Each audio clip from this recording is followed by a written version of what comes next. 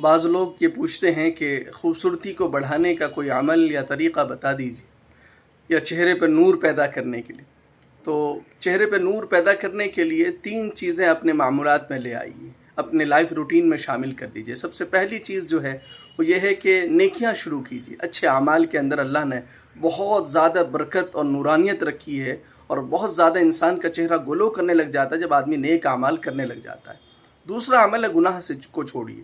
جو آنکھ سے گناہ ہوتے ہیں، کان سے ہو رہے ہیں، زبان سے ہو رہے ہیں، پیٹ سے ہو رہے ہیں، شرمگاہ سے ہو رہے ہیں، ان تمام گناہوں کو بالکلیہ ترک کیجیے، توبہ کیجیے، اپنے آپ کی جان بچائیے اس سے جی کہ اس سے بھی چہرے پر منحوسیت چھاتی ہے، چہرے پہ سیاہی پھیل جاتی ہے، دل بھی کالا ہوتا ہے۔